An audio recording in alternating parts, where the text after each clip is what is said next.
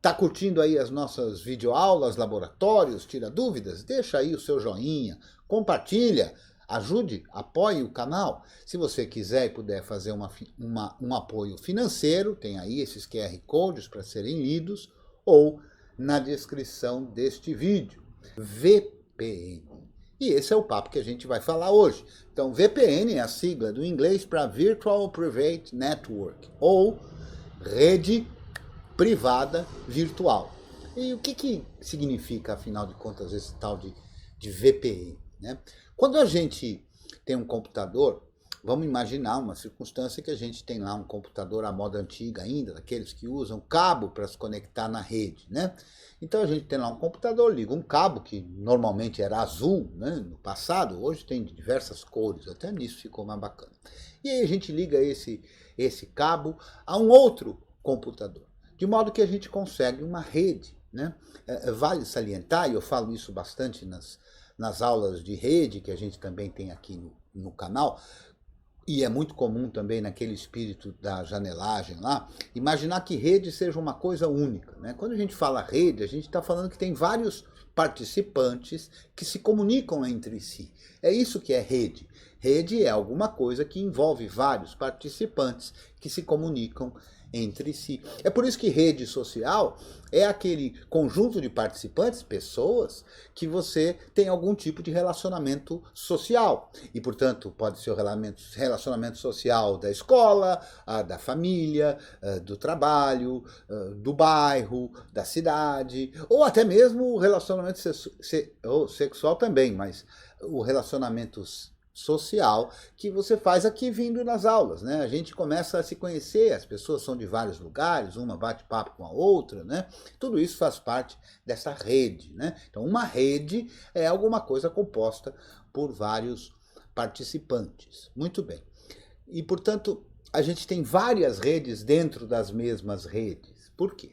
Porque a gente também pode imaginar de que nessa rede toda da qual estamos todos participando aqui, a gente está participando aqui para uma finalidade específica. Então, através desse nosso contato, que aqui se dá pelo Jitsi, né? E estou imaginando como se fosse uma sala de aula, né? Essa conexão que a gente faz aqui, não estou falando de internet, tá? Falando de comunicação, de conexão pessoal. Eu falo, vocês ouvem, vocês falam, eu ouço. E eu apresento uma imagem, vocês veem, e por aí afora. Vocês apresentam uma imagem, eu vejo. Essa intercomunicação, ela se dá por um sentido específico. E o sentido específico, nesse caso, é a aula. Então, a aula seria como um protocolo de rede, uma outra coisa que vai dentro da rede. Dentro dessa aula, a gente tem vários pedacinhos também. Tem um momento em que a gente está explanando, como eu estou fazendo agora. Então, nesse momento, o protocolo costuma funcionar em que eu falo e o pessoal escuta, né? Num outro momento, a gente tem um terminal, e aí no terminal eu digito uns comandos e tal, e eventualmente, se a gente está fazendo na base como vai ser hoje, tipo oficina, você também vai estar digitando comandos aí, ou coisa parecida. Então aí tem um outro jeito de fazer a coisa. Mas repare, tudo isso diferente aconteceu nesta mesma rede, que é a rede da qual a gente está falando, que é o Jitsi aqui se comunicando. Nas redes computacionais acontece a mesma coisa. Então, quando eu ligo dois computadores, vou voltar lá para aquela imagem, eu ligo dois computadores por um cabo, eles fazem já imediatamente parte de uma rede. Que rede é essa? É a rede chamada Ethernet, que é justamente essa que vai pelo cabo. Se você assistir aqui a nossa aula de modelo OSI, eu explico isso, cada uma dessas camadas e tal, e como é que isso funciona e tudo. É um vídeo bem antigo aqui já do canal, mas que ainda hoje é bastante assistido, é um tema bem interessante, e eu tive muito prazer de fazer essa aula. Também foi uma sugestão, assim, à época, né? E é uma das aulas mais requeridas aqui no canal. Muito bem. Então, quando a gente estabelece isso, a gente já estabeleceu alguma coisa. Você repare, inclusive, que boa parte dos equipamentos, quando você liga o cabo e os dois computadores estão ligados, já há uma comunicação. Por quê? Porque esses dois computadores, através de suas placas de rede, já se comunicam e já trocam informações para estabelecer a velocidade com a qual eles vão se comunicar. Então, mesmo que você não tenha, digamos, conectado software nenhum, só o fato, por exemplo, se você pegar o seu computador, os dois computadores, ligar e deixar lá na BIOS, só ligado com a energia, a placa já está funcionando. E ela já faz esse papel. Então ela não dependeu de um software do sistema operacional para fazer isso, né? E como é que a gente vê isso? Normalmente quando a gente liga um cabo de rede desses que tem o conector RJ45, a gente liga, acende luz. E as luzes normalmente mudam de cor. E aí, eventualmente, depende de modelo e tudo, mas normalmente fica lá um piscar, dizendo que a gente conseguiu link. Link é isso, é ligação, é conexão. Então já se estabeleceu uma conexão. Por quê? Porque os dois dispositivos de rede já trocaram informação e já combinaram com que velocidade vão se comunicar. E é por isso que a luzinha já fica lá piscando. Essa, inclusive, é uma forma boa para equipamentos que têm essa luzinha, porque nem todos têm essa luzinha, da gente saber que se não acendeu essa luzinha, já teve alguma coisa errada. E, de novo, viu, Saulo? A gente não vai dizer, ah, o meu computador não reconheceu a rede. Não, a gente vai passo a passo, vendo o que precisa acontecer. Então, o que pode ter acontecido? Eu posso ter encaixado mal. O conector no primeiro computador, no meu computador, está com defeito. O cabo pode estar desconectado na outra ponta. O conector, ou um deles, pode estar com um problema. Seja o conector do cabo, seja o conector de um dos equipamentos. Se todos eles estão ok, pode ser que o cabo lá no meio esteja com algum problema, interrompido e tudo. A gente pode pegar um outro cabo e tentar conectar. Repare, portanto, que nesse momento não precisou de sistema operacional, portanto não precisou de módulo ou driver, portanto não precisou de firmware, de nada disso. Por quê? Porque foi a conectividade Ethernet. Essa conectividade se deu numa camada lá do modelo OSI, que é a camada 1 e 2, aí, na verdade aí ainda estamos só, nessa parte aí só é a 1 do meio físico, né?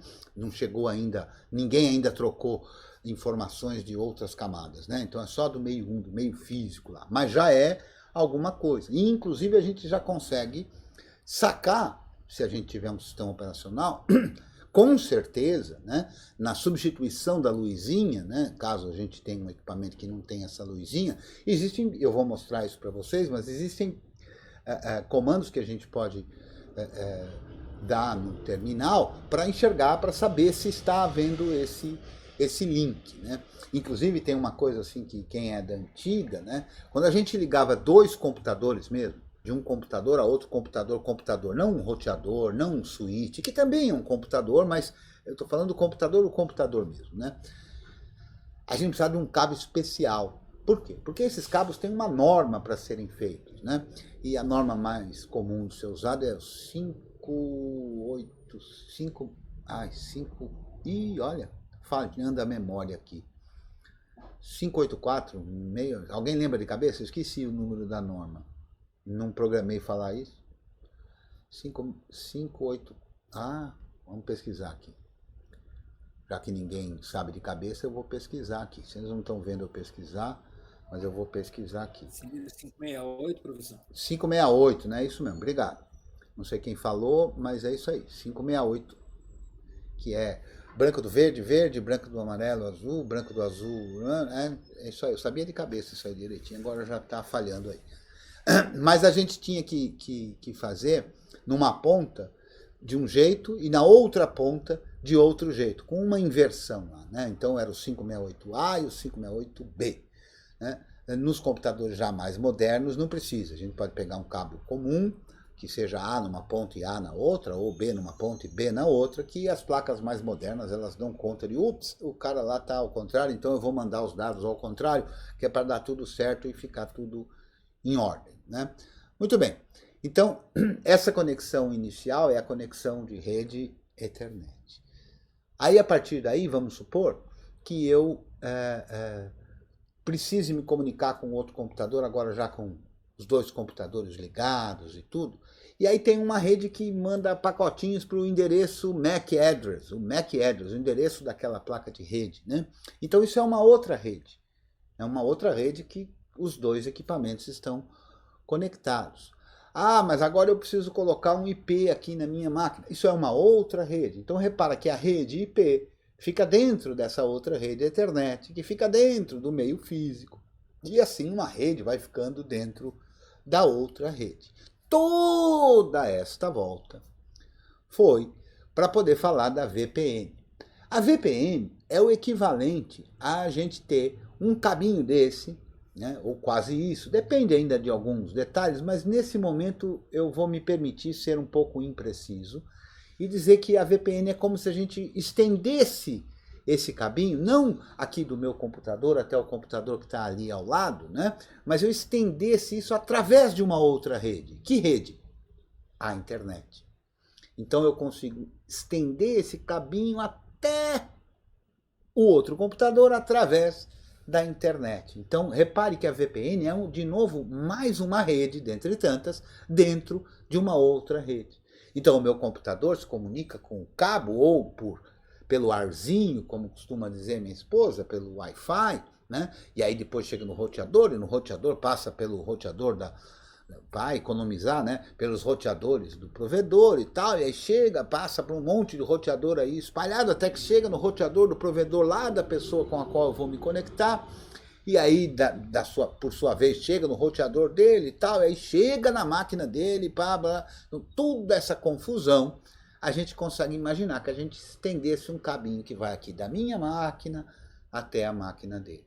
E portanto a gente consegue fazer comunicações que só teriam sentido numa rede física, numa rede local, através dessa rede toda que foi a internet, né?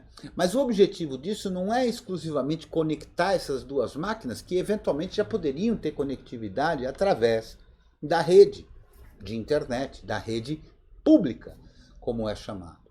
Aí a gente vê aí entendeu já o virtual, porque é uma rede dentro da outra rede, entendeu? Rede, mas falta o private, o privado, né? Porque tudo isso que a gente está falando, de estender este cabo, a gente estende esse cabo com algum tipo de protocolo de criptografia, de modo que eu consigo me comunicar de maneira privada, típico de uma rede local, né? Porque é evidente que quando eu me comunico do meu computador aqui a um outro computador que está aqui em casa, a internet, os computadores todos que estão espalhados e conectados à internet não têm acesso a essa informação, ela só diz respeito a esta rede local aqui, essa rede que está fisicamente próxima, né?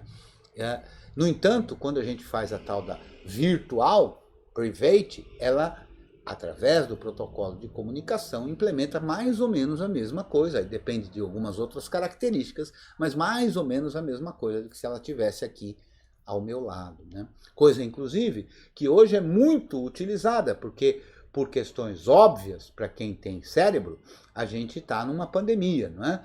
E em virtude de estarmos numa pandemia, essa história de trabalhar fora de casa, de trabalhar na própria casa e não trabalhar no escritório, fora do escritório, né? Não trabalhar no escritório, trabalhar de casa, a gente precisa de conectividade com o escritório.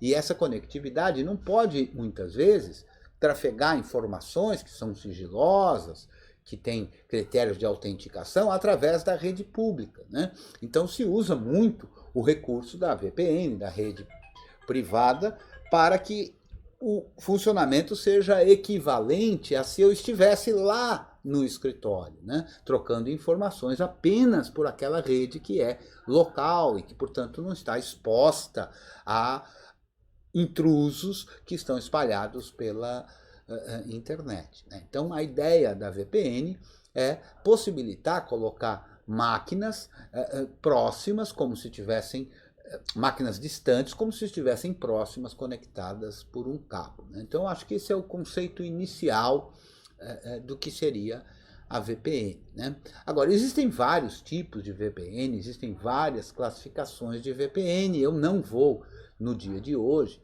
me estender mais do que eu já estou me estendendo para um laboratório, né? Porque eu me animei aqui, mas a gente tem vários tipos e várias classificações. Eu vou falar de algumas coisas que vão interferir nessas classificações. É que eu posso fazer essa VPN, essa ligação, de uma máquina, de um ponto a outro ponto. Portanto, ligar apenas e tão somente duas máquinas, de modo que essas duas máquinas possam se comunicar como se fossem duas máquinas fisicamente conectadas por um cabo, mas através da rede pública. Outra forma é eu conseguir pegar a minha máquina, que essa é muito comum nos dias de hoje de trabalho, e me conectar a uma rede, lá a rede do escritório, como se eu estivesse lá no escritório. E com isso, por exemplo, acessar o servidor de arquivos para poder gravar e ler arquivos que estão lá no servidor, por exemplo, para poder imprimir nas impressoras que estão lá naquela rede, né? Por exemplo, para ter acesso a coisas que só são possíveis de serem acessadas e só são permitidas serem acessadas para quem está de fato conectado àquela rede local. Há outros critérios que fazem a conexão de uma rede a uma outra rede. Por exemplo, a um escritório à sua filial. Então, aquelas duas redes podem se conectar uma à outra através de uma VPN, fazendo que com qualquer máquina que esteja na matriz, na empresa principal, consiga ter acesso a qualquer outra máquina que está na rede da filial. Então, eu conectei desta forma duas redes. Eu juntei as duas redes para que elas pudessem ter conectividade.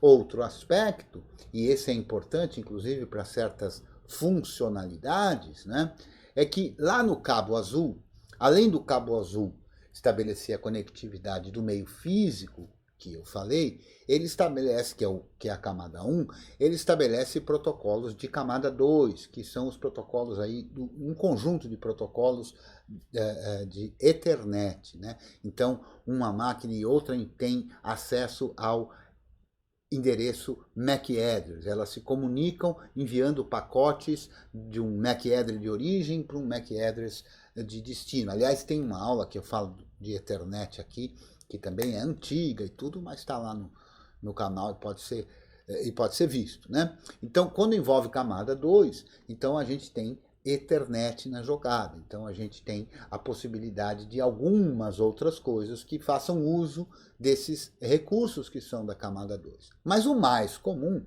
são as VPNs que fazem esse processo a partir da camada 3. Portanto, a partir da camada de endereço, de endereçamento, né? A camada de rede, né? Que é chamada de rede no modelo TCP/IP. Né? Então, é através do protocolo IP. Né? Mas ainda assim, em alguns casos, com algumas limitações, como broadcast e coisa e tal. Então, eventualmente, o fato de se estabelecer uma comunicação em VPN não garante que qualquer coisa funcione igualzinho se eu tivesse realmente naquela rede. E eu chamo de qualquer coisa aí agora, e eu vou repetir, na verdade, trepetir, tetrapetir, pentapetir, porque eu já falei isso tantas vezes, né? Que as nossas conexões se estabelecem sempre numa regrinha que é cliente, servidor, protocolo e conectividade. Então, eu tenho aqui um navegador de web, eu tenho aqui um servidor de web. Todos os dois conhecem o protocolo HTTP ou HTTPS, ou ambos. Precisam de conectividade. A VPN, fundamentalmente, trabalha justamente nesta camada, na história de promover, de possibilitar a conectividade. Então, eu, por exemplo, através de uma VPN, poderia ter acesso ao servidor web da intranet da empresa, da parte interna da empresa, através da conexão via VPN. Então, todas essas são as histórias que vão compondo aí a VPN. E justamente porque isso é um conceito e que tem vários tipos e tudo mais, tem também vários protocolos de VPN diferentes, tem também vários fornecedores e, portanto, programas, servidor e cliente diferentes, distintos, que têm características diferentes e distintas de estabelecer essa rede privada. Aqui a gente vai mostrar aqui um software livre, que é o OpenVPN, né? Seja no servidor, seja no cliente, a gente vai instalar e mexer nessas coisas, nessas duas, com esse protocolo, com essa forma de VPN chamada servidor OpenVPN. Então eu acho que, deixa eu ver se eu esqueci, tinha mais alguma coisa para falar. Eu já falei, mas uma das finalidades da VPN é a segurança, né? Para não expor à rede pública informações que eu quero trocar só internamente. Mas também, essa eu não falei ainda, tem um aspecto de se usar VPN no sentido da privacidade. Então, nos dias de hoje é muito comum, né, um outro uso para a VPN, que é, vamos supor, eu contrato o serviço de uma VPN em algum lugar do planeta, e com isso eu estabeleço uma VPN da minha máquina até esse outro lugar do planeta. De modo que tudo que eu acesso a partir daí me esconde, me protege, né? Por quê? Porque todos os locais que eu acessei a partir desse servidor de VPN terão apenas a informação de conectividade, como o IP, deste servidor de VPN, de modo que eu aqui não vou ser encontrado, né? E isso é muito interessante, porque às vezes, e tem às vezes muitas necessidades para isso, como por exemplo acessar uma informação que só está disponível para um determinado país, e eu estou em outro país. Então às vezes contratar uma VPN, um serviço de VPN, que me coloca num local que tem a possibilidade ou a permissão de acessar aquilo que eu desejo acessar, então essa é uma forma. Imagine que eu queira assistir uma televisão de forma lícita, hein?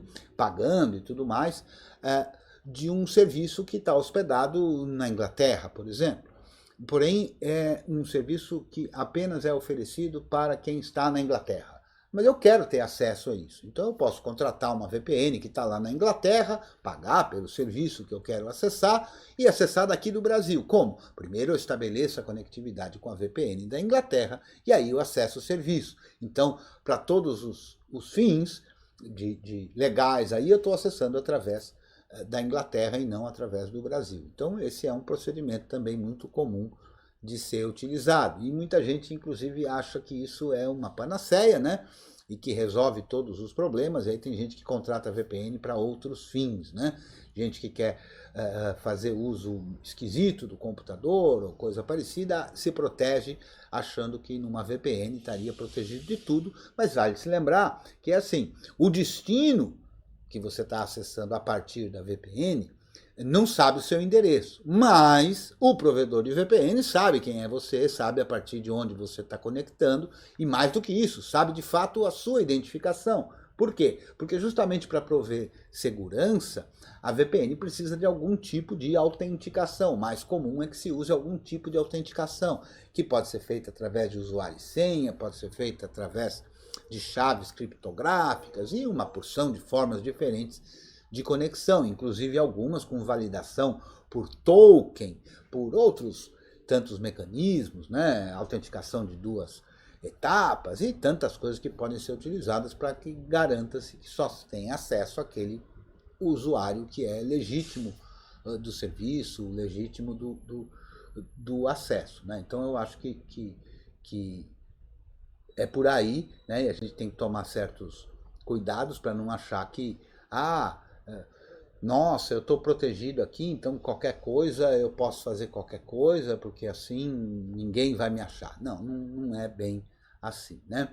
Tá curtindo aí as nossas videoaulas, laboratórios, tira dúvidas? Deixa aí o seu joinha, compartilha, ajude, apoie o canal. Se você quiser e puder fazer um apoio financeiro, tem aí esses QR Codes para serem lidos, ou na descrição deste vídeo.